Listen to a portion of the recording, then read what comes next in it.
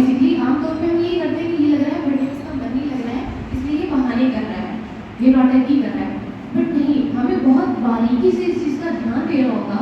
Starting phase में ही जब बच्चे लेटर्स को सीखते हैं तो ध्यान देना होगा कि क्या इसको क्या प्रॉब्लम आ रही है। जैसे डिस्लेक्सिया के जो बच्चे होते हैं उन्हें वाकई में वास्तव में दिक्कत आती है। अगर इसको साइकोलॉजिकल पर्सपेक्टिव से आपको समझाया जाए तो हमारे ब्रेन का जो एक लेफ्ट टेम्पोरल लोब होता है, तो क्योंकि हमारी पूरी बॉडी ही हमारे मस्तिष्क से चल रही है, तो जो लेफ्ट फ्रंटल लोब होता है वो हमारे पूरे कहते हैं कि लैंग्वेज को कंट्रोल करता है। तो बेसिकली प्रॉब्लम वहीं से इमर्ज हो जाती है। तो वहाँ पे जब समस्या आ जाएगी तो बच्चों को याद करने में, लिखने में, बोलने में, स्पेलिंग्स को याद रखने में, पोएम को याद करने में दिक्कत होगी। तो ओवरऑल डिस्लेक्सिया यही है।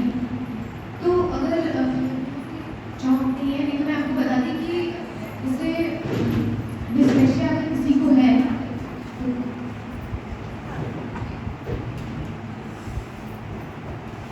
डिस्लेक्सिया अगर इस बच्चे को रहेगा तो हम कैसे समझेंगे कि उसे क्या दिक्कत आ रही है। तो हम उसको देखते हैं।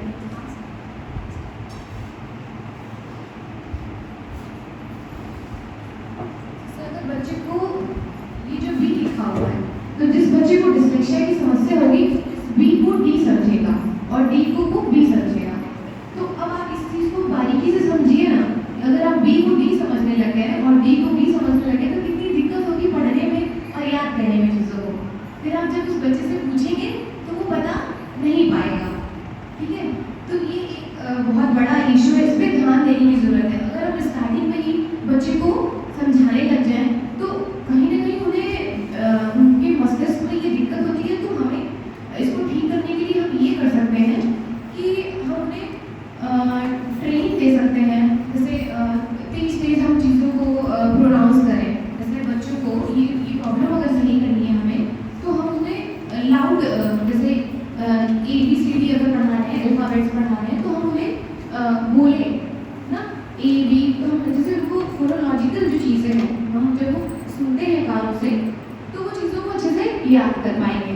तो हमें जब ये बारीकी से हम जान जाएंगे कि बच्चों को ये प्रॉब्लम्स आ रही है, वो जल्दी से पढ़ नहीं पा रहा है, उसको बहुत वक्त लग रहा है पढ़ने में, तो हमें इस चीज़ पे ध्यान देने की ज़रूरत है। और ये बच्चों पे नहीं, ये एडल्ट्स पे भी देखने को मिलती है। जैसे कुछ एडल्ट्स ऐसे होते हैं उनको आप पढ़ने के लिए बोलिए तो वो बहुत उन्हें डिफिकल्टी होती है उस चीज़ को पढ़ने में। तो इसके लिए सबसे अच्छा सोल्यूशन है कि हम जब प्रॉब्लम्स को ध्यान दें तो हम कंसल्ट करें डॉक्टर से, साइकोलॉजिस्ट से। तो वो क्या होता है कि काउंसलिंग करके बच्चों को सिखा के इन सब प्रॉब्लम्स को सॉल्व कर देता है। तो मैं आप लोग से यही कहूँगी कि इस बीमारी को अच्छे से समझने के लिए तारे ज़मीन पे मूवी ज़रूर देखिएगा। उससे आपको इसका पूरा जो ब्रीफ जानकारी है ये आप लोग को मिल जाएगी। तो और ये था एक छोटा मोटा डिस्लेक्सिया के बारे में। और सर जैसे सर ने बताया कि हम ADHD और एक ऑटिज्म होती है, ये सब बच्चों में ये बीमारियाँ प्राइमरली देखी जाती हैं। सर अभी आपको बताएंगे ADHD के बारे में। और ऑटिज्म भी एक ऐसी बीमारी है जो आमतौर पे बच्चों में पाई जाती है। ऑटिज्म बेसिकली क्या होता है कि जो बच्चे होते हैं वो इंटेलेक्चुअल डिफिकल्टी हो जाती है। मतलब कहते हैं ना कि उनकी जो बुद्धि है वो कहीं ना कहीं इफेक्ट होती है ऑटिज्म में। ऑटिज्म में बच्चे ना रिपीटेटिव व्यवहार करते हैं, वो किसी से कम्युनिकेट नहीं कर पाएंगे, वो बात नहीं कर पाएंगे, वो कोई मोटर मूवमेंट बहुत करने लगेंगे, हाथ को एक रिदम में घुमाना, अपने बॉडी को घुमाना, वो लोगों को फेस नहीं करना चाहेंगे। और हाँ, डिस्लेक्सिया में एक चीज़ और मैं मेंशन करना चाहूँगी कि कभी भी हम ये नहीं कह सकते हैं कि जिस बच्चे को या जिस एडल्ट को डिस्लेक्सिया है वो इंटेलिजेंट नहीं होगा। ठीक है, इंटेलिजेंस यानी कि कोई बच्चा इंटेलिजेंट है और उसको डिस्लेक्सिया है, उसका कोई लेना देना नहीं है। ऐसा बिल्कुल नहीं है कि जिसको डिस्लेक्सिया है वो कभी आगे नहीं बढ़ पाएगा। मैं आपको एग्जांपल दे दूँ, एल्बर्ट आइंस्टीन जो थे हमारे सबसे जाने माने साइंटिस्ट, तो उन्हें भी ये बीमारी थी डिस्लेक्सिया की। तो डिस्लेक्सिया का इंटेलिजेंस से कोई कोरिलेशन नहीं है। बस हमें ये ध्यान देने की बात है कि हम इस बीमारी को शुरुआती दौर में ही पहचान लें और उसको पहचानने के बाद उस पर हम कार्य करें, बच्चे को समझें और उनकी प्रॉब्लम्स को हम बार बार मेंशन करें कि वो कहाँ गलतियाँ कर रहे हैं, उसको हमें कहाँ सुधारने की ज़रूरत है। और अगर आप इन सब चीज़ों में एक्सपर्ट नहीं है तो हम एक्सपर्ट्स की देख रेख में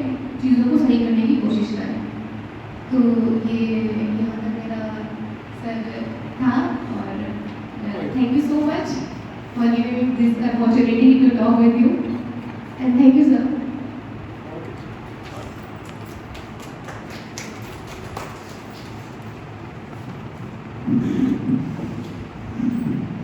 Okay, thank you, Shweta.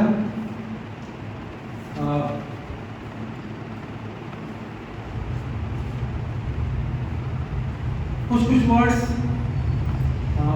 Shweta ने जब बात किया तो शायद आप तक नहीं पहुंच पाया होगा, क्योंकि अभी आदत तो बड़े बच्चों को बीए क्लास में पढ़ाने की है, तो बाकी जगह जुड़ने में अभी थोड़ा सा अभ्यास होने में समय लगेगा। अभी तो 2-4 महीने पहले लेक्चर बनी है।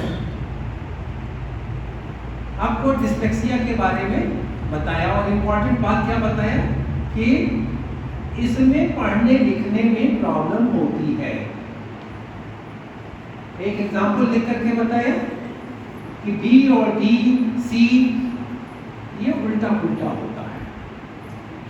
ऐसे बच्चे उल्टा पुल्टा देखते हैं, उल्टा पुल्टा लिखते हैं, जिसकी वजह ये है कि उनके ब्रेन में प्रॉब्लम है।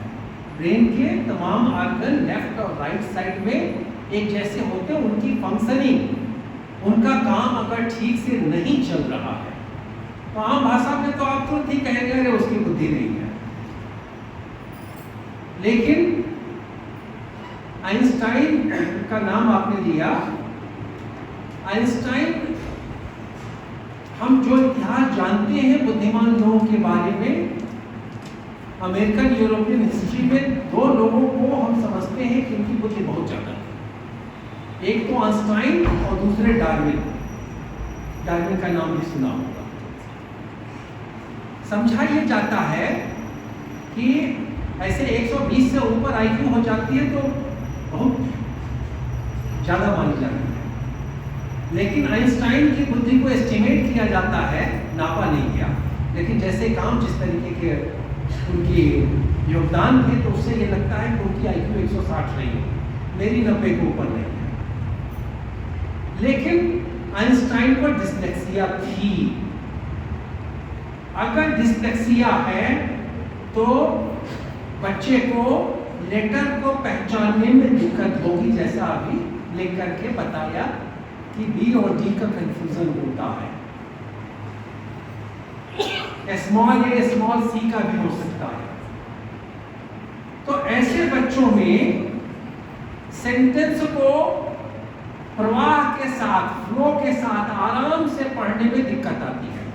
वो आराम से नहीं पढ़ पाते हैं, वो अटक अटक करके मुश्किल से उसमें कुछ प्रोनाउंसिएशन सही। तो असली प्रॉब्लम वो लेटर्स की है। दूसरा वर्ड आपने यूज किया था फोनेटिक, तो ये उच्चारण की समस्या है।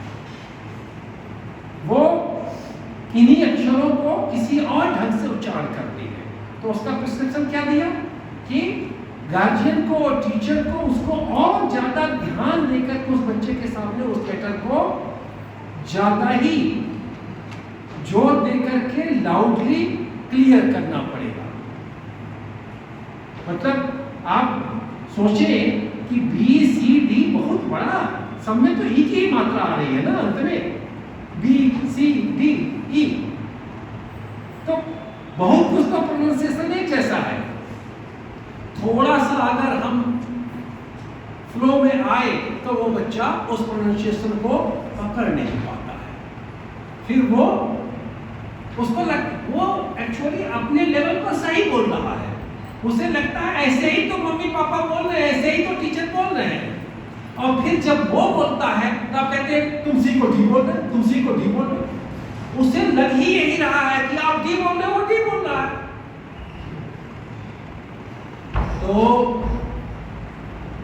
फिर होता क्या है, जब ऐसा बच्चा करता है तो गार्जियन क्या करते हैं, गार्जियन मतलब माँ बाप ही नहीं, जो कोई उसकी पढ़ाई लिखाई देख रहा है। और आप टीचर्स क्या करते हैं,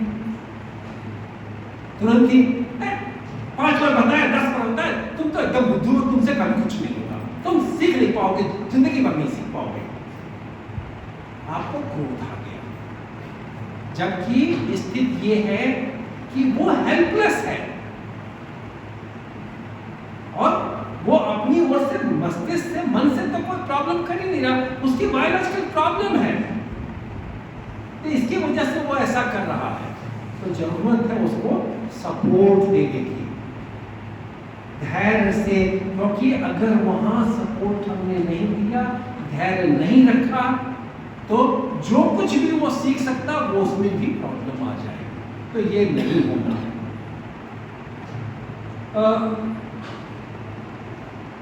उनकी पूरी भाषा की स्किल वो दिक्कत में आती है। बहुत कुछ तो हमारे समाज में लैंग्वेज भी बहुत सही ढंग से नहीं चलता है। मैं आपको एग्जाम्पल बताऊं, जब मैं जॉब में था और बाद में प्रिंसिपल का भी चार्ज था, तो कोई स्टूडेंट आया, हाँ भाई क्या प्रॉब्लम है सर, हमारा अगली साल के ईयर का रुकल था। अब अगला और पिछला, मतलब वो पिछले साल को क्या कह रहा है, अगला साल। मैं कैसे समझूं? तो ये सब भी एक तरह की प्रॉब्लम है जो भाषा को लेकर के प्रॉब्लम होती है। तो क्या करना पड़ेगा? और टीचर्स बैठी हुई हैं, आपको खास तौर से ध्यान देना है। अगर कोई बच्चा प्रोनाउंसिएशन करने में मिसप्रोनाउंस कर रहा है, गलतियां हो रही हैं, तो बच्चों की भीड़ में उसे रिड्यूस करने के लिए मत खड़ा कीजिए, क्योंकि जब वो प्रोनाउंसिएशन आपने जान लिया कि वो प्रोनाउंसिएशन गलत कर रहा है, अब आप भीड़ में उससे कहेंगे तो पहले ही उसकी घबराहट बढ़ी, और जैसे ही वो गलत बोलेगा वैसे ही बाकी लोग हंसेंगे। तो इसलिए ये काम नहीं होना चाहिए, उसे कहीं अलग से सपोर्ट देना पड़ेगा। भीड़ में तो उससे रीडिंग क्लासरूम में खड़ा करा करके रीडिंग मत करिए, आप उसको ध्यान में रखिए, आप अपनी ओर से क्लियर बोलिए, उसको कहिए कि ध्यान दो मैं क्या बोल रही हूं, लेकिन उसको मत कहिए कि मैंने क्या बोला रिपीट करो, फिर वो घबरा जाएगा, फिर गलत बोल जाएगा। शुरू में ही कहा कि इस बीमारी का चूंकि बायोलॉजिकल है और मेडिसिन के फील्ड में भी कोई इलाज है नहीं, उसके ब्रेन में डेवलपमेंट, बुद्धि वाला एरिया तो ठीक है, लेकिन जहां से लैंग्वेज चलती है उस एरिया का डेवलपमेंट ठीक से नहीं हो रहा, इसलिए इसको डेवलपमेंटल डिसऑर्डर भी कह रहे हैं। बच्चा पढ़ रहा है, उसकी बुद्धि बढ़ रही है, लेकिन उसकी लैंग्वेज आगे नहीं बढ़ रही है। एक काम और हो सकता है कि ऑडियो बुक, मोबाइल का कुछ अच्छा इस्तेमाल किया, कुछ ऑडियो बुक्स की मतलब वही चीज पढ़ करके समझने के बजाय वो बोल करके, वो सामने लिख करके आए और पीछे से आवाज आ रही हो, तो वो इमेज को इसको मैच करा सके। तीसरे, जैसे अभी इन्होंने बताया कि इस तरीके का हो जाएगा तो क्या करेंगे, ये कोई बड़े से ब्लॉक बना करके उसकी उंगली चलवाइए इस पर, ये है भी, ये मूवमेंट उसको समझ में आएगा, नहीं उसकी मूवमेंट समझ में आएगा कि बी उसकी बाकी बुद्धि काम कर रही है, ठीक है। तो जब वो ऐसे मूव करेगा तो उसकी उंगलियां उसको समझाएंगी कि बी कैसे बनेगा, और ये बी है, ये सी है, ठीक है।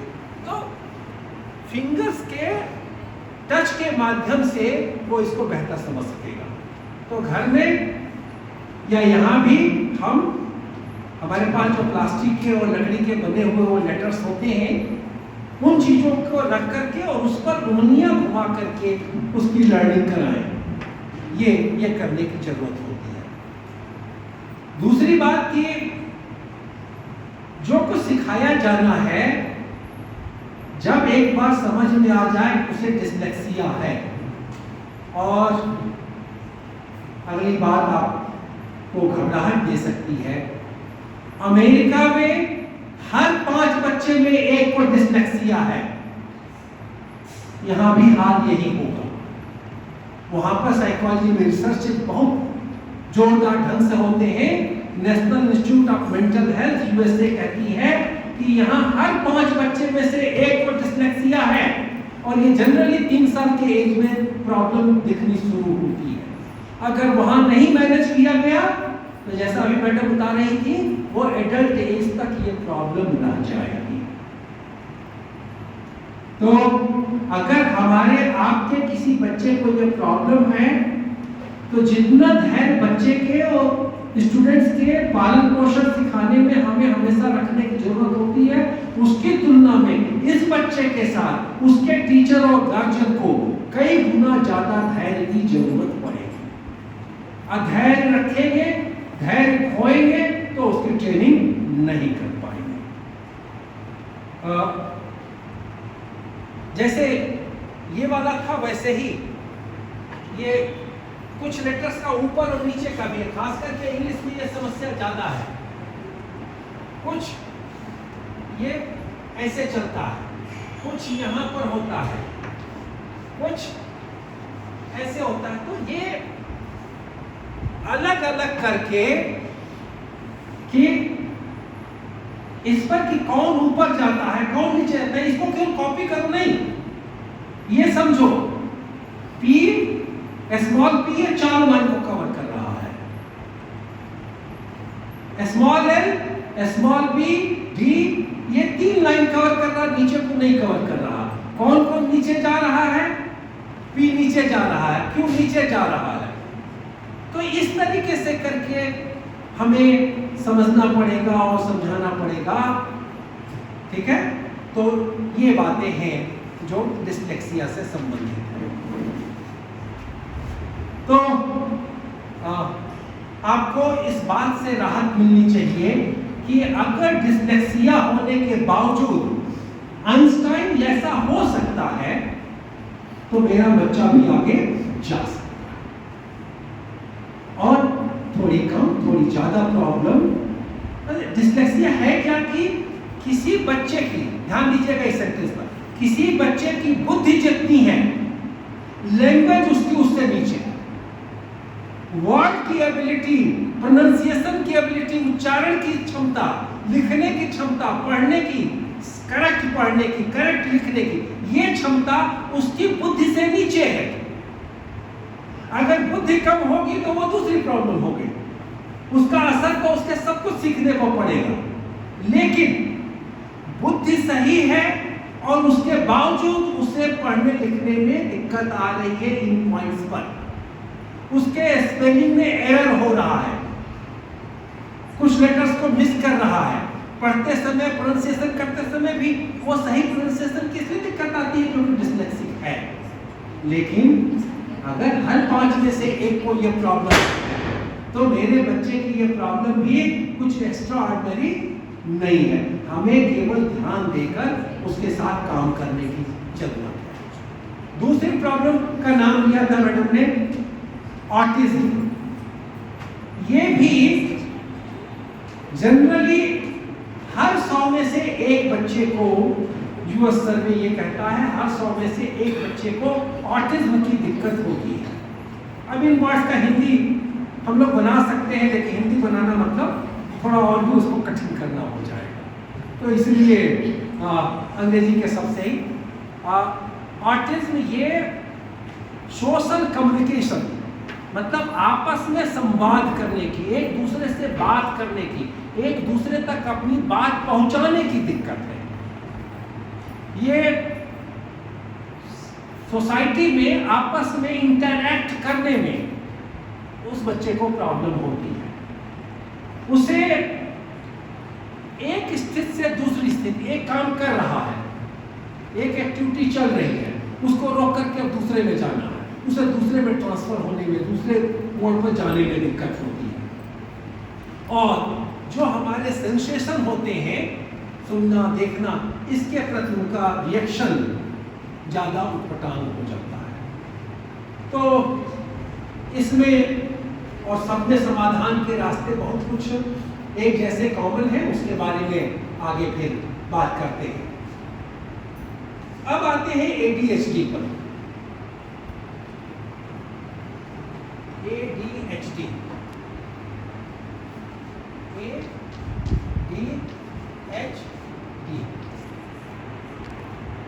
ये प्रॉब्लम, ADHD की प्रॉब्लम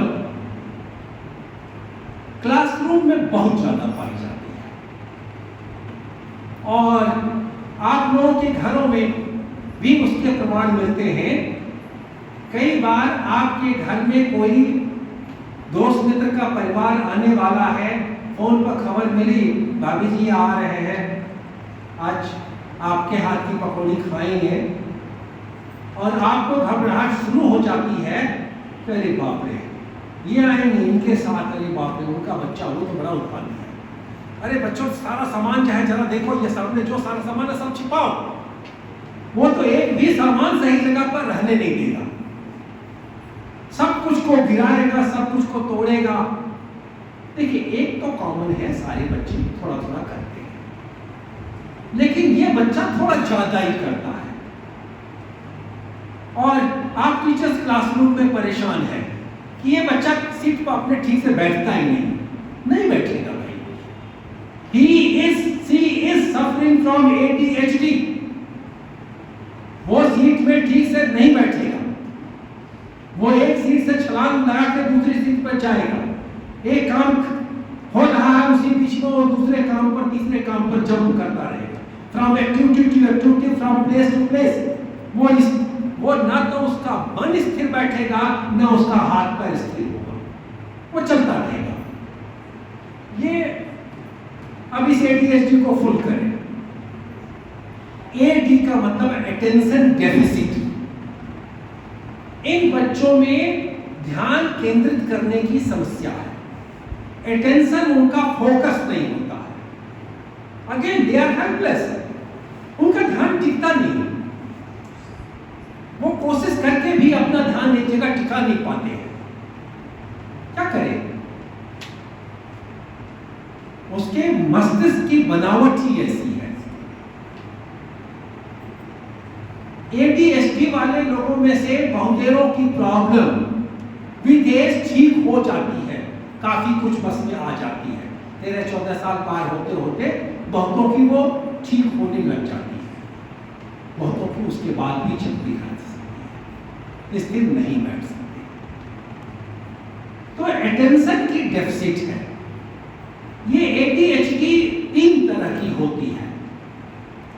एक होती है प्रीडोमिनेंटली अटेंशन डेफिसिट, मतलब उसमें जो दूसरा पार्ट है अभी उसको एक्सप्लेन करता हूं, लेकिन उनमें खास तौर से ज्यादा समस्या अटेंशन को फोकस करने की है। वो बहुत सारी प्रॉब्लम होगी उनके पास, उनको कहीं फोकस करने में, ध्यान केंद्रित करने में दिक्कत होती है, ध्यान देने में दिक्कत होती है, उन्हें अपने बिहेवियर पर कंट्रोल करने में दिक्कत होती है। उन्हें पता है, रहता है कि ऐसे एक्टिविटी करने पर हमें मार पड़ेगी, डांट पड़ेगी, बट स्टिल वो अपने बिहेवियर पर कंट्रोल नहीं कर पाता। आप उसको थोड़ी देर के लिए उसके हाथ से सामान छीन करके रखो रखो, बैठो यहाँ चुपचाप बैठो, फिर आप बातचीत में लगे 2 मिनट के अंदर फिर वो अपने उसी एक्टिविटी में चला गया, क्योंकि उसका अपने बिहेवियर पर कंट्रोल नहीं है। वो हाइपर एक्टिव होता है। हाइपर एक्टिव, ये हमारे मित्र डायरेक्टर एकेडमिक यहाँ के प्रोफेसर अजय कुमार राय, वो प्रीफिक्स और सफिक्स को बेहतर एक्सप्लेन कर सकते हैं। ये एक्टिव वर्ड के पीछे हाइपर लग गया, इसका मतलब ज्यादा, और कई बार तो बातचीत में कहते हैं अरे भाई कहीं हाइपर हो रहे हैं, मतलब ज्यादा गुस्से में क्यों आ रहे हैं, तो आप गुस्से के लिए कहते हैं कि हाइपर के आगे एक्टिव लगाओ, मतलब उसकी एक्टिविटी बहुत बढ़ गई है। उसको अगर हाइपो एक्टिव कर दे तो एटलीस्ट वहां वो हाइपो एक्टिव जैसा मामला हो सकता है, तो वो हाइपर एक्टिव होता है। उसका ध्यान बहुत आसानी से इधर उधर हो जाता है। वो जिन चीजों को देखता है, जैसे कोई काम आप सिखा रहे हैं, कोई टेक्निकल ट्रेनिंग भी दे रहे हैं, तो जो उसमें डिटेल्स होंगे उसको मिस कर जाता है। ध्यान भाई किसी चीज को सीखने के लिए, अब आप यहाँ देखेंगे कि यह प्रॉब्लम तो डिसलेक्सिया से ज्यादा गंभीर है। डिसलेक्सिया वाला तो कोई लैंग्वेज में प्रॉब्लम है, यहाँ तो यह है कि आप सिखाने चले गए ये करो ये ऐसे करो वैसे करो, और वो उसका ध्यान उस समय कहीं और चला गया, इसलिए बीच के स्टेप्स को वो भूल गया, वो लर्न नहीं कर पाता है।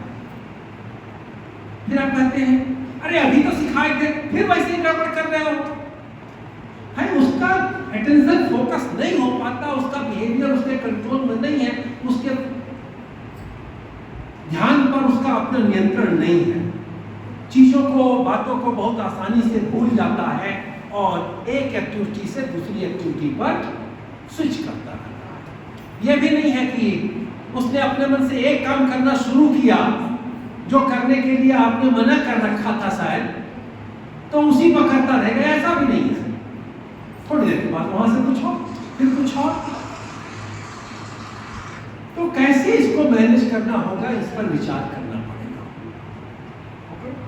लेकिन पहले ADHD के तीनों फॉर्म्स के बारे में समझें। एक रूप होता है जिसमें अटेंशन की प्रॉब्लम ज्यादा होती है, ठीक है, प्रीडोमिनेंटली वो इनअटेंटिव होता है, ध्यान उसका केंद्रित नहीं होता।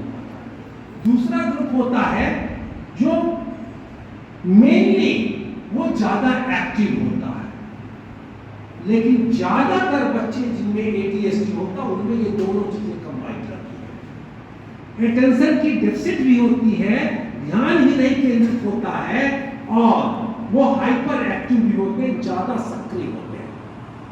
तो मैंने 15 साल पहले किताब लिखी थी, हाइपर एक्टिव के लिए शब्द लिखा अति सक्रियता। बहुत मजा आता नहीं है हाइपर एक्टिव, शायद मैं समझा रहा हूं तो ज्यादा समझ में आ जाएगा, अति सक्रियता समझने में थोड़ा सा वो वाला अर्थ नहीं आ पाता है। सो ADHD के ज्यादातर केसेस में attention deficit plus hyper activity होती है, और ये प्रॉब्लम बहुत ज्यादा बच्चों में पाई जाती है। आप टीचर्स अगर क्लासरूम के अंदर खोजेंगे तो हर चौथा पांचवा बच्चा आपको ऐसा ही दिखता है। हाँ, तो हर चौथा पांचवा बच्चा आपको इसी प्रकार का दिखता है, और फिर आप टीचर परेशान होती हैं, अरे इस क्लास में तो चांस है, किसी क्लास में ज्यादा बच्चे ADHD वाले हैं, किसी में बाई चांस कम वाले हो सकते हैं। तो अगर बच्चे हाइपर एक्टिव टाइप के ज्यादा हैं तो ऐसे टीचर को, ऐसे गार्जियन को उस बच्चे के साथ ज्यादा ध्यान देकर के काम करना पड़ेगा, ठीक है। अब ज्यादा ध्यान देने में क्या ध्यान देना पड़ेगा वो अभी बात करता हूं। चौथी प्रॉब्लम जो इस कैटेगरी में नहीं आती है और जिसको लेकर के टीचर्स भी बहुत प्रॉब्लम में है, और आप में से बहुत सारे गार्जियन भी बहुत प्रॉब्लम में है, वो है डिसिप्लिन की प्रॉब्लम, अनुशासन। अनुशासन मतलब शासन में रहना। किसके शासन में बताइए आप, किसके शासन में उसको रखना चाहते हैं बताइए, आप गार्जियन बताइए, मैडम आप बताइए। आप अपने बच्चे को अगर चाहती हैं कि अनुशासन में रहे तो किसके शासन में रहे? हाँ? नहीं पता, नहीं, आप चाहती होंगी कि आपके शासन में रहे या आपके उसके जो माँ बाप है उसके शासन में रहे। टीचर्स चाहती है मेरे शासन में रहे, स्कूल का मैनेजमेंट चाहता है मेरे शासन में रहे। तो यानी कि आप चाहती हैं आपके शासन में रहे, तो आपके शासन में रहेगा, कब तक रहेगा? आपने उसको पनिश करने का सिस्टम बना रखा है, वो जानता है कि इनकी बात का पालन नहीं करेंगे तो पनिशमेंट होगा, इसलिए वो आपके शासन में रहेगा। कब तक? जब तक कि आप सामने हैं, उतनी देर तक वो शासन में रहेगा। आप बच्चे को बहुत डांट फटकार देंगे, मार देंगे, चलो चुपचाप खबरदार यहां से उठे तो हाथ ऊपर रखो। अब आपने उसका हाथ बांध दिया है तो वो कैसे एक्टिव होगा? उसको आपने बांध दिया, कभी शरीर से कभी मन से। ये वाली शैली को शासन, अनुशासन, डिसिप्लिन नहीं कहते।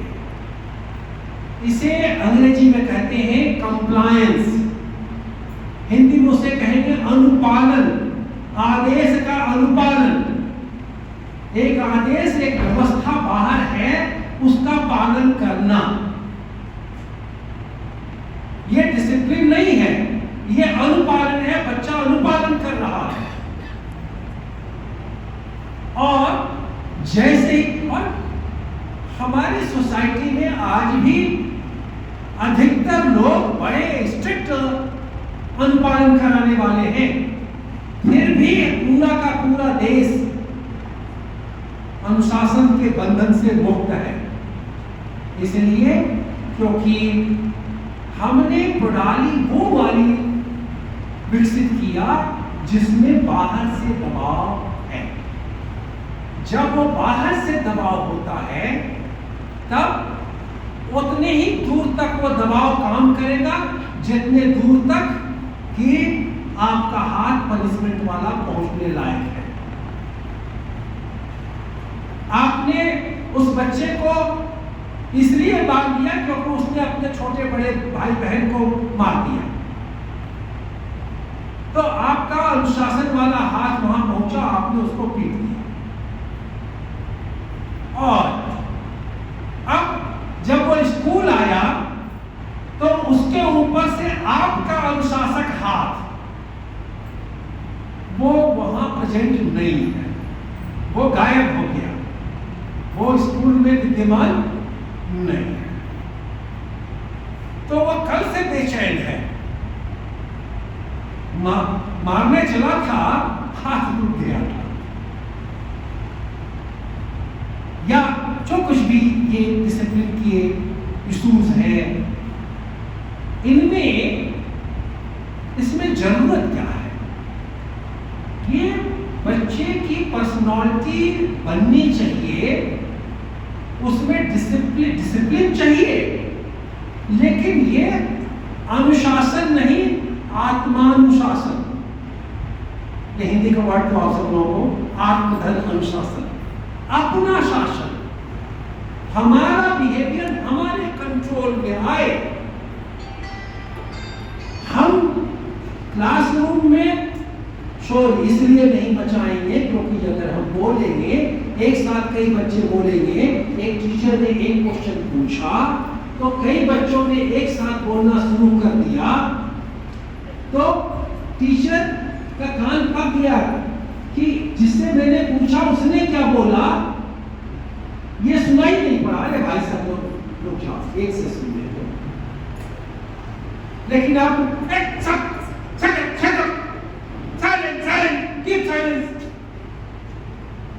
आपने उसको चुप करा दिया, लेकिन बच्चे को ये बहुत ढंग से पता नहीं चला। अरे भाई उसमें उत्साह था, आपने क्वेश्चन पूछा, उससे जो भी आंसर आता है वो बताने के लिए आगे आना चाहता था। अब 5 बच्चे इकट्ठे बोलने लग गए, तो ABCD 1 2 3 4 5 आप किसी का आंसर नहीं सुन सके। ये प्रॉब्लम है, तो ये प्रॉब्लम होनी नहीं चाहिए, लेकिन इसको सॉल्व हमें सुटेबल वे में करना पड़ेगा, उचित ढंग से इसका समाधान करना पड़ेगा। डंडे के जोर पर, पनिशमेंट के जोर पर नहीं ये समाधान होगा, वो सेल्फ डिसिप्लिन के फॉर्म में आना चाहिए। अब इस सेल्फ डिसिप्लिन के फॉर्म में आने के लिए उसे पहले समझ में आना चाहिए कि क्या सही है और क्या गलत है, जो सही है वो क्यों सही है, कैसे सही है, जो गलत है वो कैसे गलत है। तो अगर मैंने एक क्वेश्चन पूछा एज टीचर और 5-7 बच्चों ने इकट्ठे आंसर दिया, एक एग्जाम्पल समझा रहा हूं क्लासरूम के अंदर, ऐसे इश्यूज हमारे घर में भी आएंगी। हमें पहले बेसिकली जरूरत ये है कि ये अपना नजरिया बदले कि अनुशासन किसे कहा जाएगा, उस दृष्टि को बदले। और उसको बदलना इसलिए जरूरी है कि हम साइकोलॉजिस्ट एक थियरी और अपने स्टूडेंट्स को पढ़ाते हैं, काफी पुरानी हो चुकी है, 4 साइकोलॉजिस्ट ने मिलकर के काम किया था, डोलार्ड, माउनर, मीड, इन तमाम साइकोलॉजिस्ट ने मिलकर के काम किया था एक थियरी पर बहुत ज्यादा, वो है फ्रस्ट्रेशन एग्रेशन थियरी। जब आपको कोई चोट लगती है स्वाभाविक रूप से क्या होता है, गुस्सा आता है। एक छोटे से बच्चे को ठेस भी लग जाती है तो 2 चीजें हुई, ठेस लगी है तो एक तो पेन है, लेकिन 1-2 साल के बच्चे को चोट लगती है तो आप क्या करते हैं, थोड़ा उसको सहलाते हैं और उससे ज्यादा उस फर्श को, उस दीवार को, उस दरवाजे को, उस बक्से को, उस मेज को, कुर्सी को पीटते हैं जिससे चोट लगी थी। जरा देखिए तो कि जब आप उस दरवाजे, कुर्सी, मेज को पीटते हैं बच्चे को बड़ी राहत मिल जाती है। उसके अंदर एग्रेशन था, जो चोट उसे लगी उसके कारण उसके अंदर एग्रेशन था, क्रोध था, आक्रामकता थी, जो निकलने को व्याकुल थी। लेकिन उसे अभी चोट लगी हुई है, वो अपना चोट सहलाने के मूड में है, वो चाहता है कि आक्रमण हो। अब इस बात को एक्सटेंशन करें, ADHD से थोड़ा और आगे ले चले, डिसिप्लिन क्लासरूम के और बच्चों के डिसिप्लिन से आगे ले चले। हमारे देश समाज में तरीका ऐसे ही घर का हर लेवल पर है, और अब आप लोग अपने बड़े लेवल पर सोचिए। कई बार क्या ऐसा नहीं होता है कि आपका अधिकारी कार्यालय में जो आपसे ऊपर है वो आपको डांटता है जिसकी कोई वजह नहीं थी, आपने गलती की नहीं, वो डांटता है, लेकिन आपको वहां डिसिप्लिन में रहना है। आपको एक IAS ऑफिसर को मिनिस्टर से, चीफ मिनिस्टर से सवाल नहीं पूछना है, ऐसा क्यों? उन्होंने कह दिया इसलिए हो जाए। एक अनर्गल आदेश दिया, गुस्सा आ रहा कि मिनिस्टर के, चीफ मिनिस्टर के लौट जाने के बाद घर में वो अपनी पत्नी से बात करता है, या जो क्लोज सर्किल है, एकदम ये नेता तो एकदम परेशान करके रखती है, एक से एक अनर्गल आदेश दे सकते, इस आदेश का क्या सेंस है? लेकिन आदेश तो हो चुका है, उस आदेश का अनुपालन नहीं करेंगे तो हमारा पनिशमेंट होगा, इसलिए उस आदेश का अनुपालन करेंगे। लेकिन हम जानते हैं कि मुझे जो डांट पड़ी है वो गलत है, इसलिए गुस्सा है। अब वो गुस्सा कहां जाएगा? बड़े साहब का गुस्सा कहां जाएगा? छोटे साहब का गुस्सा बाबू पर, बाबू का गुस्सा चपरासी पर। अब चपरासी बेचारा अपना गुस्सा कहां ले जाए? घर में कोई है जो उसका गुस्सा सौकत जानवर की तरह से बर्दाश्त करने के लिए बैठा हुआ है, बैठी हुई है। तो ये इस तरीके से हमारे एग्रेशन का मतलब गुस्सा जहां आया वहां नहीं निकला, निकल कहीं और गया, उसका डिस्प्लेसमेंट हो गया। तो इस बात को ध्यान में रख करके बच्चे को जब अनुशासित कर रहे हैं तो इस बात को ध्यान में रखें कि अगर हमने गलत तरीका अपनाया, गलत सिस्टम अपनाया तो उसकी वजह से प्रॉब्लम आएगी, उसके अंदर वो क्रोध इकट्ठा होगा जो आगे उसके मेंटल हेल्थ के लिए ठीक नहीं होगा। और किसी भी व्यक्ति का मेंटल हेल्थ ठीक नहीं है तो उसका फिजिकल हेल्थ ठीक नहीं रहेगा, उसका सोशल हेल्थ ठीक नहीं रहेगा, उसका स्पिरिचुअल और इकोनॉमिक हेल्थ ठीक नहीं होगा। मेंटल हेल्थ को ठीक रखना सबसे पहले जरूरी है, उसको ठीक रखे बिना बाकी सारे हेल्थ बिगड़ जाएंगे। तो डिसिप्लिन चाहिए क्योंकि काम ढंग से चले, और ये हमें केवल अपने एक बच्चे में या क्लासरूम के कुछ बच्चों में नहीं, हम उन बच्चों को देश के नागरिक के रूप में देखें। जब आप टीचर्स पढ़ा रहे हैं, जब आप गार्जियंस अपने बच्चे को सिखा रहे हैं, तो ये समझें कि आगे का देश का एक नागरिक बड़ा हो रहा है। अगर इसके अंदर डिसिप्लिन सही ढंग की डेवलप नहीं हुई तो प्रॉब्लम होगी। जो डेमोक्रेटिक सोसाइटीज है, जहां डेमोक्रेसी कल्चर है, वहां पर सवाल पूछा जाता है। वहां मंत्रिमंडल की बैठक होती है तो मिनिस्टर किसी भी दूसरे मिनिस्टर या प्राइम मिनिस्टर के प्रस्ताव पर सवाल पूछता है, उस पर सुझाव देता है, उस पॉलिसी पर सवाल लगता है। ऐसे ही अभी ब्रिटिश प्राइम मिनिस्टर ने कुछ डिसीजन लिए, वो डिसीजन गलत थे या गलत साबित हुए, लेते समय तो नहीं पता चला था। उन्हीं के मंत्रियों ने उस पर सवाल पूछा और सवाल पूछते हुए रिजाइन कर दिया, I don't agree with your policy, they resign. और 2 दिन के अंदर फिर प्रेस वालों ने कहा कि ये फाइनेंस मिनिस्टर ने क्यों रिजाइन किया? This was something a decision taken by the prime minister, सब प्राइम मिनिस्टर्स शुड रिजाइन। ये आवाज थी लंदन के अखबारों की।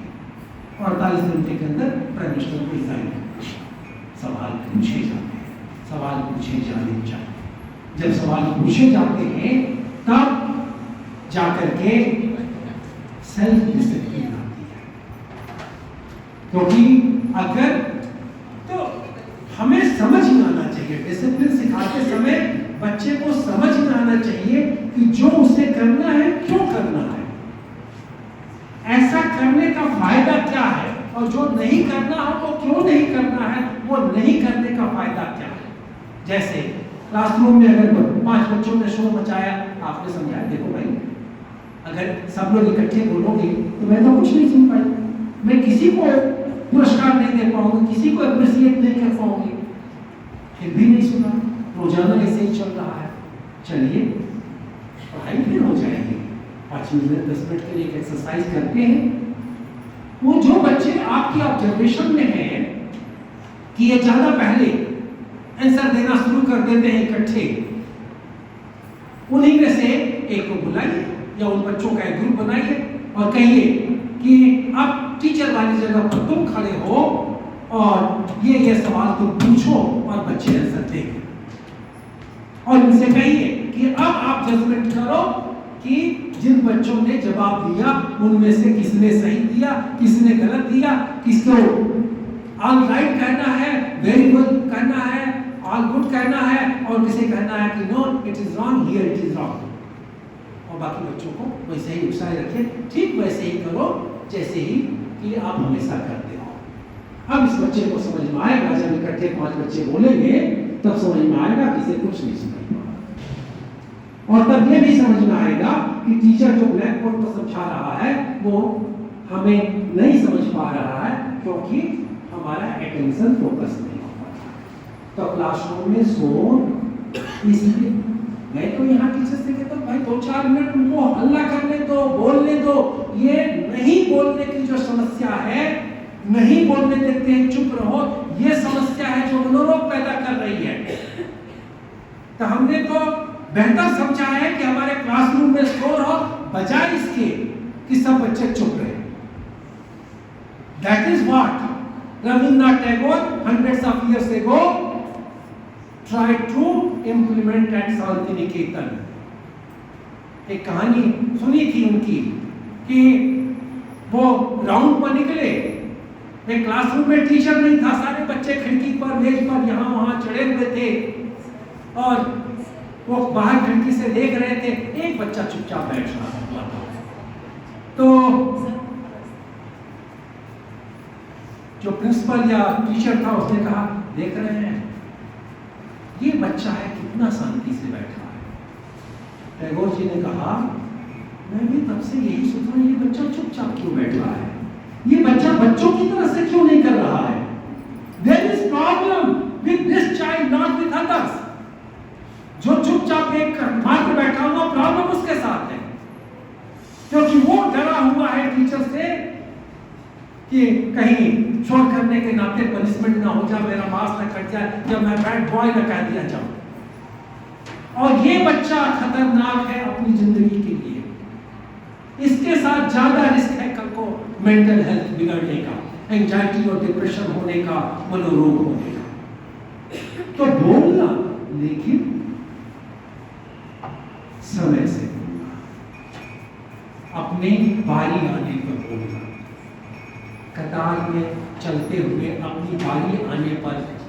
हम सब लोग बुफे दावते आजकल खा रहे हैं ना, अभी तो कुछ आदमी के अंदर तेजी से शुरू हो जाएगा और मेजबान हमारा वो देर से स्टॉल खुलवाएगा, सब लोग धक्का करेंगे, कुछ लोग कतार में पीछे रहेंगे और हम बीच में कारे भैया और भैवा भैवा करते हुए बीच में घुस जाएंगे। हमारी वाली डिसिप्लिन तो यही है ना। तो हमें ये डिसिप्लिन के लिए न केवल मॉडल बनना होगा, बल्कि ये बच्चे के साथ समझने और समझाने की बात जरूरत होगी, कैसे क्या करें। तो ओवरऑल 1 घंटा करीब हम लोग का निकल रहा है, तो बात को समेट लें। 1-2 पॉइंट और सामने रखता हूं। तो डिसिप्लिन को नए नजरिए से देखने की जरूरत है। मेरे ख्याल से डिस्लेक्सिया और ऑटिज्म और ADHD ऐसी भी कोई प्रॉब्लम होती है जिसका बुद्धि से लेना देना नहीं है, जो बायोलॉजिकल प्रॉब्लम है,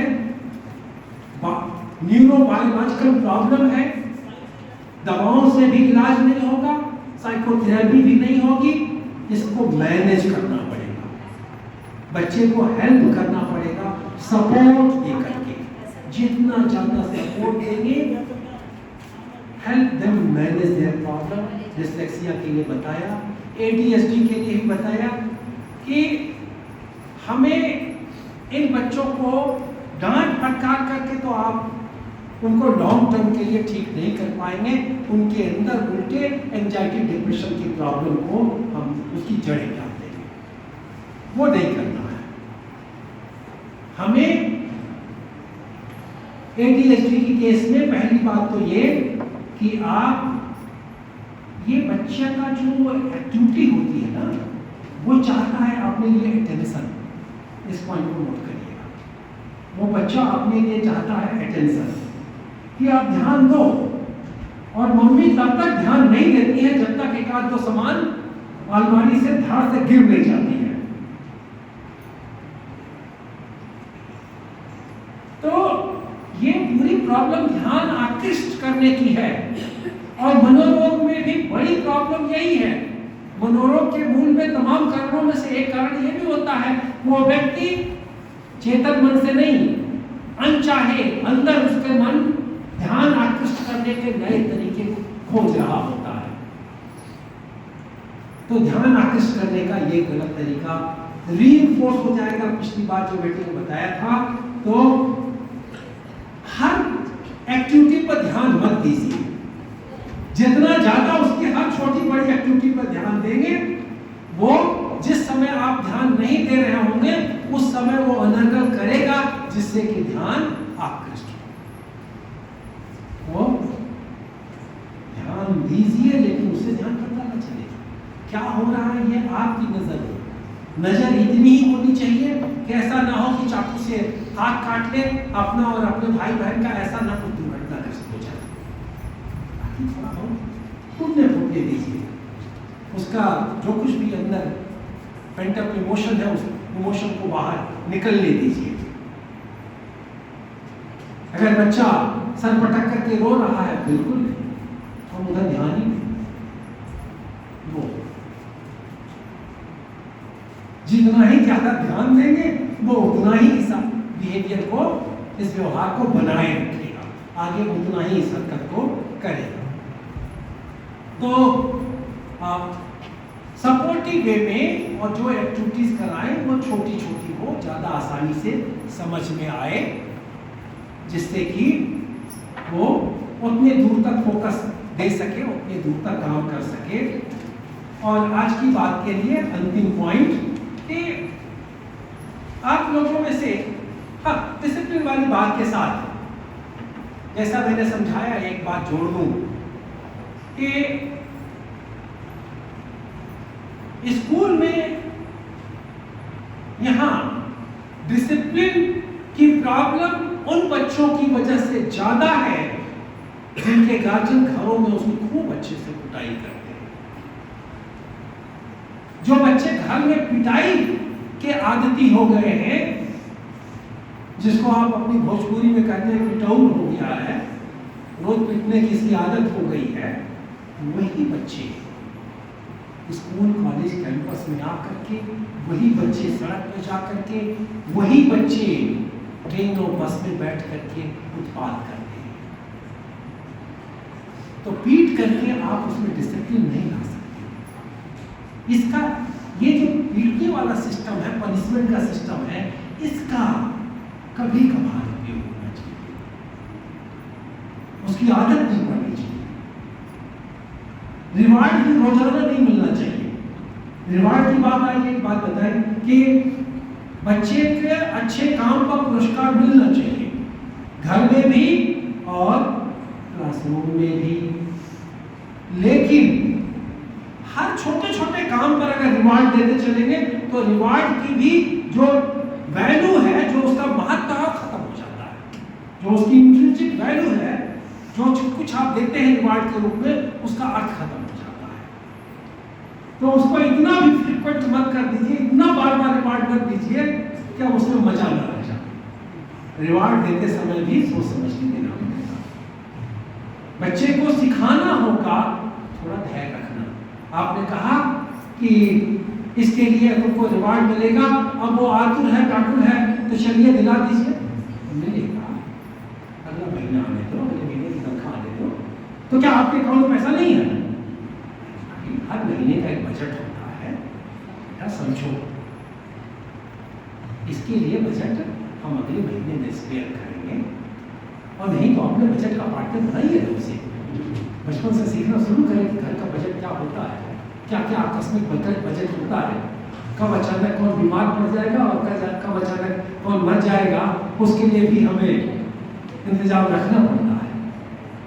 तो उसको अपने साथ शामिल करें, यानी कि वेरी क्लियर कि मैं तो जानता हूँ कि स्कूल कैंपस के अंदर, क्लासरूम के अंदर वही बच्चे तोड़ उत्पाद ज्यादा कर रहे हैं, दूसरों बच्चों को मारते पीटते ज्यादा है, जो कि घर में बहुत ज्यादा मार खाते हैं। तो ये वाले सिस्टम को ब्रेक लगाना पड़ेगा, संभालना पड़ेगा। बुद्धि की बात रही तो वो तो जब हमारी 5 उंगलियां बराबर नहीं होती हैं, हम सारे भाई बराबर नहीं हैं, सोसाइटी में और ऑफिस में हम सारे लोग बराबर नहीं हैं, तो स्कूल कैंपस में ही सारे बच्चे बराबर क्यों? और थोड़ा सा ध्यान रखें, ये प्राइमरी लेवल पर, सेकेंडरी लेवल पर या किसी भी लेवल पर कहीं कहीं मार्क्स की जरूरत आगे एक जरूरत होती है कि नहीं इतने % आएंगे तभी आप एग्जाम दे पाएंगे, ठीक है उतना। लेकिन नंबर 1 आ जाना, फर्स्ट आ जाना, ये कोई पैरामीटर नहीं है पढ़ाई का। वो ज्यादा, क्योंकि जैसे ही नंबर की बात आती है, मार्क्स की बात आती है, आप दबाव डालते हैं, वैसे ही बच्चा। आज हाल हमारा ये हो गया है कि बच्चे पा रहे हैं 99%, आ रहा है 1%, क्योंकि उसका जो सिलेबस है, उसका जो स्टडी मटेरियल है, उसमें से बहुत थोड़ा उसको रियली आता है, क्योंकि the child was focused on question and answer. Question का आंसर रखने को वो फोकस था, वो समझने को फोकस नहीं था, इस क्वेश्चन का आंसर कैसे बनता है इस पर वो फोकस नहीं था। इसलिए कितनी तकलीफदेह बात है कि बड़ी जबरदस्त ढंग से नकल करते हुए, नकल की तैयारी करते हुए क्लास 1-2 के बच्चों को हम लोग देख रहे हैं। कितना दबाव डाल रखा है भाई। और थोड़ा सा मार्क्स कम होता है, बच्चा घर जाने से पहले यही रोना शुरू कर देता है। क्यों रो रहे हो, क्या हो हाफ पाया है, नहीं पाया है, क्या हुआ, ठीक तो है, क्यों रो रहे हो? मैडम घर जाते ही मम्मा बहुत मारेगी। ये वाला फियर आपने क्रिएट कर रखा है। पढ़ाई के बारे में भी ये जान लें कि जब हैप्पी मूड में होंगे, जब खुश रहेंगे तो ज्यादा समझ में आता है। जब हम डरे सहमे होते हैं, जब हम दुखी उदास होते हैं, तब जो पढ़ाया जाता है वो समझ में नहीं आता है। आप अगर घर में अपने बच्चे की देखभाल कर रहे हैं तो पढ़ाई शुरू कर लें, उसको मदद करना शुरू करने से पहले अच्छा माहौल बनाएं। क्लासरूम में भी टीचर से एक अच्छा माहौल बनाएं, उसके बाद पढ़ाई शुरू करें। एक हैप्पी मूड जब होगा तब जाकर के लर्निंग ज्यादा अच्छी हो पाती है। ठीक है, ये उस बच्चे का के सामने जो टारगेट रखिए, जो गोल रखिए, धीरे धीरे आगे बढ़ाइए। अचानक एकदम कि नहीं तुम भी टॉप करोगे और तुम्हें टॉप करना ही है, सेकंड आओगे तब तो मैं हाथ पैर तोड़ दूंगा। तो इस तरीके से वो बच्चा आज अगर मार्क्स ले भी लिया तो ज्यादा दूर तक नहीं चल पाएगा, क्लास 5 तक चल पाएगा, क्लास 8 10 तक चल पाएगा। जैसे जैसे ज्यादा बड़े चैलेंज में आएगा वो नहीं अच्छा कर पाएगा, क्योंकि उसकी एबिलिटीज का डेवलपमेंट नहीं हुआ है। उसने क्वेश्चन का आंसर रटा है, उसने क्वेश्चन पूछना नहीं सीखा है। अगर उसके मन में 10 सवाल आता तो कोशिश करके उसमें से 8 सवाल का आंसर खोलता और 2 का नहीं दे पाता, उसके लिए बेचैन होता, उसके लिए आपसे हमसे सबसे मदद मांगता कि भाई ये क्वेश्चन का आंसर हमें नहीं मिल रहा है, या ये क्वेश्चन का आंसर क्या है लेकिन मैं कन्विंस नहीं हूँ, ये आंसर सही लग नहीं रहा, मजा नहीं आ रहा है। आप उसको उस एबिलिटी को ले जाएंगे तब जाकर के वो छलांग लगाएगा। आज जो कॉर्पोरेट वर्ल्ड में टॉप पर है लोग, वो आवश्यक रूप से वो लोग नहीं है जो हाई स्कूल में डिस्टिंक्शन वाले थे। आप नाम उठा करके गिन लीजिए, अधिकतर लोग वो लेंगे जो बहुत सक्सेसफुल हैं, जो हाई स्कूल के लेवल पर एवरेज स्टूडेंट थे, या शायद अपनी पूरी लाइफ ही स्टूडेंट एवरेज रहे, क्योंकि वो इस एग्जामिनेशन का जो सिस्टम है उस इस एग्जामिनेशन के सिस्टम के हिसाब से नहीं पढ़ाई किए थे, उस एग्जामिनेशन के सिस्टम की दौड़ में वो नहीं थे। दे वर डेवलपिंग देयर एबिलिटी, वो अपनी क्षमता बढ़ा रहे थे। और अब मौका आया है जब वो देश और दुनिया की क्षमताओं का समाधान करते हैं, तब वो महीनों की करोड़ों की सैलरी लेने को आ जाते हैं। फिर वो कौन सी फिल्म थी भाई, वो हाँ 3 इडियट्स ही तो था, कि जो रट करके टॉप पे जाने वाला था और जो ठीक है उसको एम्फेसाइज करने के लिए उसकी हरकतों को दिखाया गया। The point is was that कि लगातार दिन रात रट करके आपने क्वेश्चन आंसर कर लिया, एक बार टीचर ने पूछा और आपने वर्बेटली एकदम अक्षर सा वैसे ही आंसर दे दिया, तो ये आपकी काबिलियत नहीं है, ये आपकी मेमोरी का टेस्ट है। ये हमारे एग्जामिनेशन का सिस्टम हमारी मेमोरी का टेस्ट कर रहा, हमारी नॉलेज का टेस्ट नहीं कर रहा। मैं भी यहाँ बहुत कुछ नहीं बदल सकता हूँ, हम लोग चाह करके भी बहुत कुछ बदलना चाहते हैं। जब 25-26 साल पहले शुरू किए थे तो मन में एक कल्पना ये थी कि बच्चा मंडे को बैग लेकर के आए और स्कूल में बैग छोड़ करके चला जाए, सैटरडे को जब घर जाए तो बैग ले जाओ और माँ बाप को दिखा दे कि हफ्ते भर में क्या पढ़ाएंगे। आई स्टिल डोंट बिलीव कि क्लास 5 तक के किसी बच्चे को अगर 5 घंटा स्कूल में पढ़ाया जा रहा है, समझाया जा रहा है, तो अभी भी घर में पढ़ने और रटने की जरूरत है। देखिए, अगर उस सिस्टम पर आ जाऊंगा तो आप लोग को लगेगा ये तो स्कूल में कुछ हो नहीं रहा, घर में रहता तो पढ़ता। आपने इन्वेस्टेड उस बच्चे का इस स्कूल के सिस्टम ने, इस एग्जामिनेशन के सिस्टम ने, हमारे आपकी केयर लेने के सिस्टम ने उस बच्चे का बचपन छीना है, और बचपन नहीं छीना है, उसका भविष्य छीना है। आम भाषा में आप कहते हैं बच्चों की जिंदगी बर्बाद हो गई। बच्चे की जिंदगी नहीं बर्बाद हुई, इस सिस्टम में बच्चों का भविष्य बर्बाद हुआ। सो प्लीज बी सपोर्टिव, समझाने पर ज़्यादा ध्यान, चाहे वो डिसिप्लिन का मामला हो, चाहे देश दुनिया की बातें हो, समझाने पर ज़्यादा ध्यान। समझाने पर ध्यान भी बल्कि इस तरीके से कि वो सब उसको समझने में हेल्प करिए, समझाइए मत, उसे समझने में हेल्प करिए, वो खुद ही आंसर पाए, उसे आए कि आंसर कैसे पाया जाता है जिंदगी के सवालों का। भाई किताबों में जिंदगी के सवाल के आंसर नहीं है, आंसर तो चाहिए होगा जिंदगी में जिंदगी के सवालों का। जब दोस्त धोखा देगा, जब भाई धोखा देगा, उस सवाल का। जब अचानक कोविड जैसी बीमारी आ जाएगी जिसका उल्लेख नहीं था, तो उस समय के लिए हमें समाधान चाहिए, जिंदगी के उन सवालों का समाधान चाहिए। ये समाधान किताब के अंदर से नहीं आते, इस समाधान के लिए ये समाधान ला नहीं पाते हैं जो रटते नहीं। तो गार्जियंस प्लीज इतना ध्यान में बच्चा पाता है, एवरेज चलता है, उसे मैथमेटिक्स में 9 तक की टेबल आए। आप लोगों की वजह से शायद 9 के बाद 10 के बाद भी कुछ टेबल यहाँ भी सिखाई जाती है, मैंने पहले साल से कह रखा है, कोई जरूरत नहीं है। किसी भी बड़े क्वेश्चन के आंसर के लिए आप 2390 में 285 का भाग देने के लिए 285 की टेबल नहीं पढ़ सकते आप, तो क्यों रखवाते हो 11 की टेबल, 19 की टेबल, 17 की टेबल, सारी जिंदगी बच्चे उसी में बर्बाद हो जाती है। उसे यह समझने में क्यों नहीं हक दिया जाता है कि वो 1 से 9 तक की टेबल है क्या? Number table, multiplication table. आप कहते हो टेबल याद हुआ? कौन सी टेबल भाई? ये मेज कुर्सी वाली टेबल। टेबल कहते किसे हैं? जरा हम आप सोचे, टेबल कहते किसे हैं? मल्टीप्लिकेशन टेबल, एक चार्ट होता है, उसको एक टेबल कहा। तो टेबल तो पता ही नहीं और टेबल झट गए। टेबल किसे कहते हैं ये पता नहीं।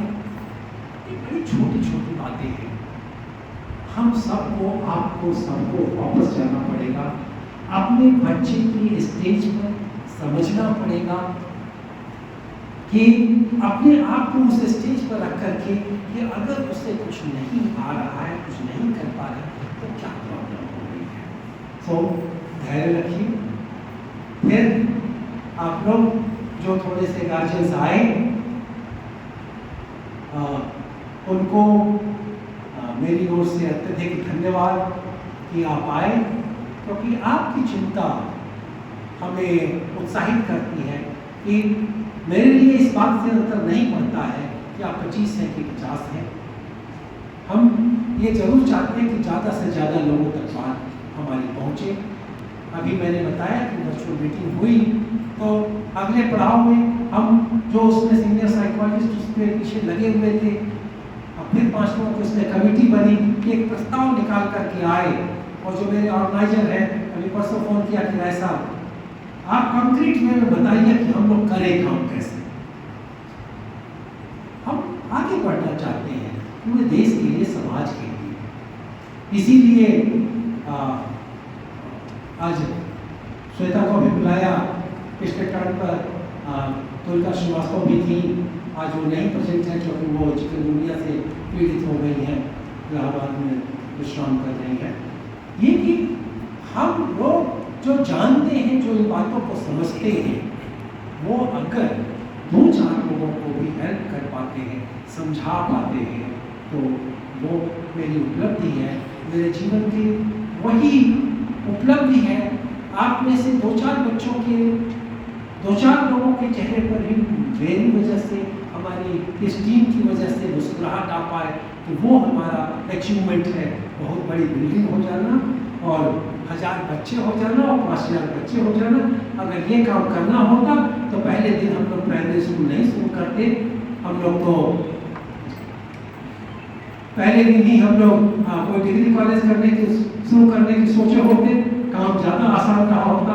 मैं तो दूसरे कॉलेजेस को नोटिस देने वाली कमेटी का मेंबर था, कि कमेटी का इंस्पेक्शन हो, उससे पहले एक कमेटी बैठेगी 4 लोगों की 5 लोगों की, वो तय करेगी कि इस कॉलेज का इंस्पेक्शन करे कि ना करे, तो हम लोगों को तो आसान होता।